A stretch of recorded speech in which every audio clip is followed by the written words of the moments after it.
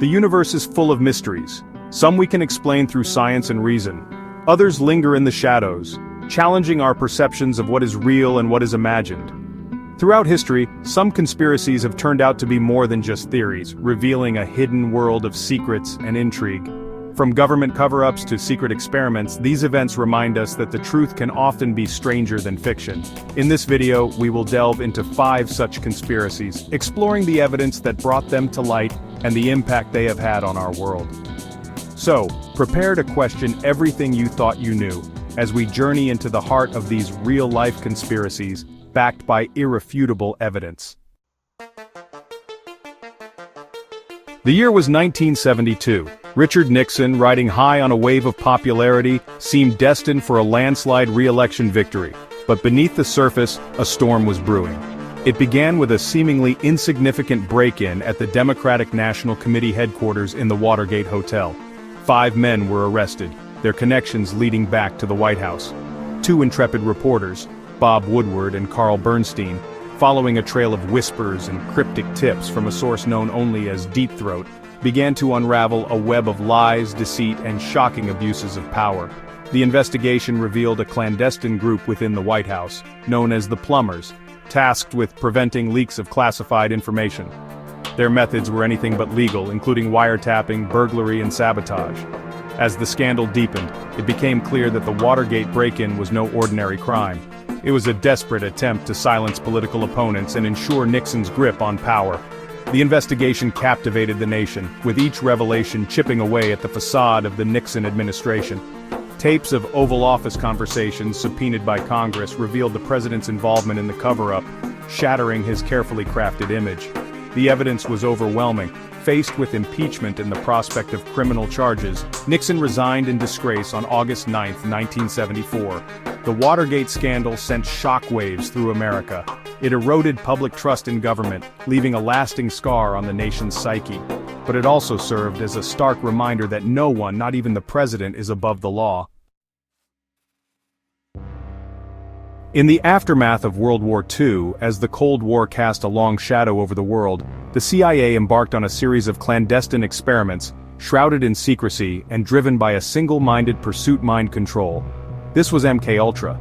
The program's stated goal was to develop techniques to influence and control human behavior, potentially turning enemies into puppets and extracting information from resistant subjects.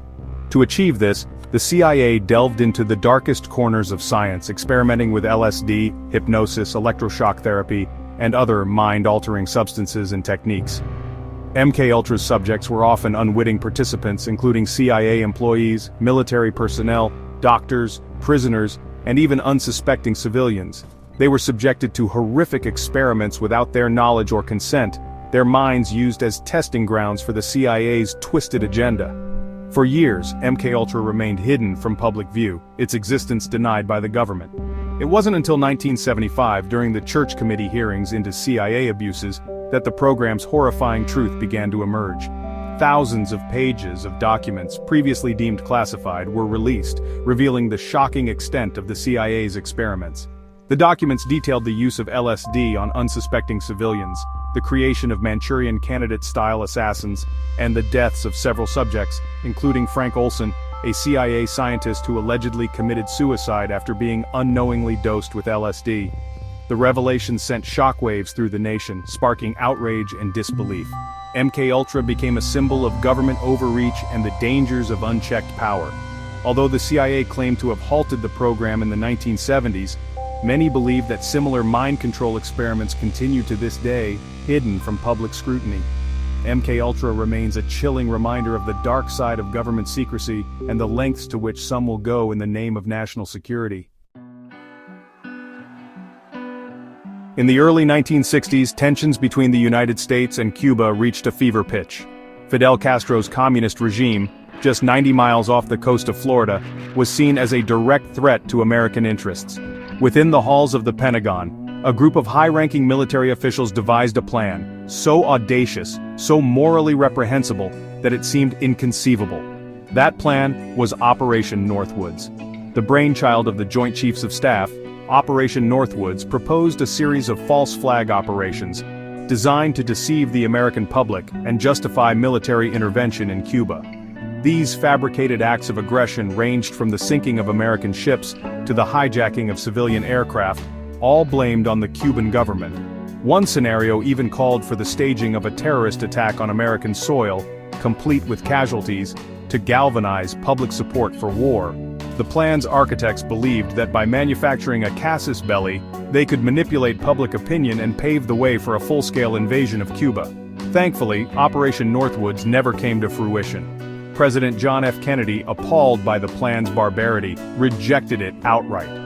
The documents detailing Operation Northwoods remained buried in the archives for decades, a testament to the military's willingness to deceive their own citizens in the pursuit of political objectives.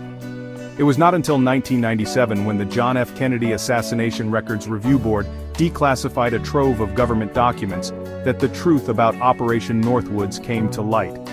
The revelation sent shockwaves through the nation, exposing the chilling lengths to which some within the government were willing to go to achieve their goals. Operation Northwoods serves as a stark reminder of the importance of a vigilant citizenry and a free press, willing to hold those in power accountable for their actions. It is a chilling testament to the potential for government deception and the fragility of truth in the face of unchecked power.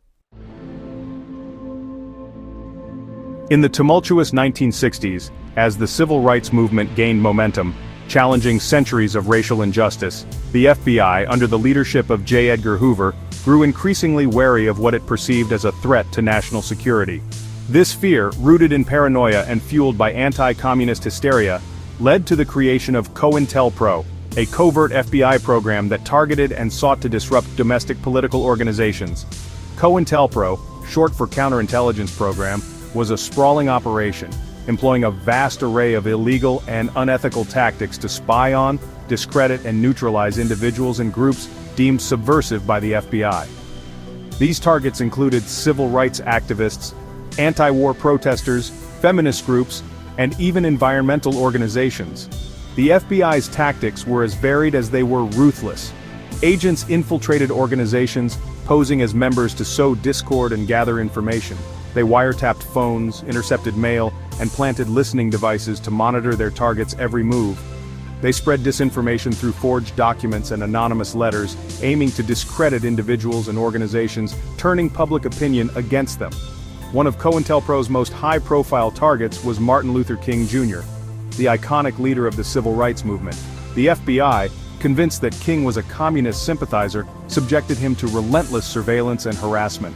They tapped his phones, bugged his hotel rooms, and even sent him an anonymous letter urging him to commit suicide. The full extent of COINTELPRO's activities remained hidden from public view until 1971, when a group of activists calling themselves the Citizens Commission to Investigate the FBI broke into an FBI office in Media, Pennsylvania, and stole a cache of classified documents. The documents, leaked to the press, revealed the shocking truth about COINTELPRO, exposing the FBI's illegal activities and sparking public outrage. The revelations led to congressional hearings and calls for reform within the FBI. COINTELPRO serves as a chilling reminder of the dangers of government overreach and the importance of protecting civil liberties. It is a dark chapter in American history, a testament to the fragility of democracy in the face of unchecked power. In 1932, in the depths of the Great Depression, the U.S. Public Health Service, in collaboration with the Tuskegee Institute, began a study in Macon County, Alabama, that would become a symbol of medical racism and a shameful chapter in American history. The study, ostensibly designed to observe the natural progression of untreated syphilis in African American men, quickly devolved into a grotesque exercise in medical exploitation and disregard for human life. The study's subjects, 600 impoverished sharecroppers, were lured into participating with the promise of free medical care, meals, and burial insurance. What they were not told was that they were being infected with syphilis, or that the study had no intention of providing them with any real treatment.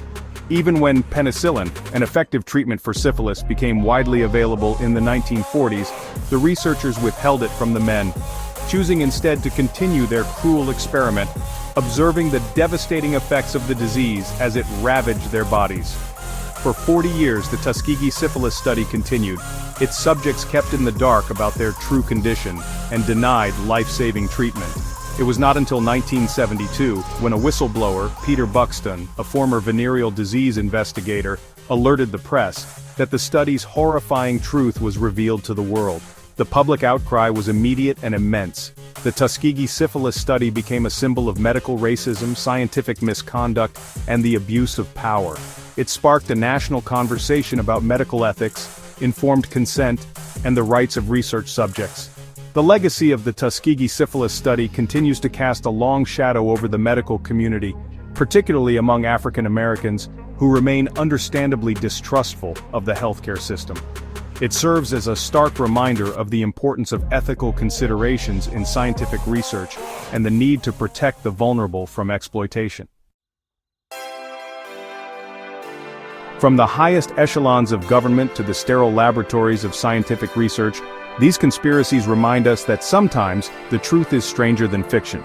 They expose the fragility of our institutions and the potential for abuse of power. But these stories also highlight the courage of individuals willing to stand up for what is right, to speak truth to power, and to shed light on the darkest corners of our world. They remind us that we, as citizens, have a responsibility to question, to investigate, and to hold those in power accountable for their actions. Always question, always seek the facts. The truth may be elusive, but it is out there, waiting to be discovered.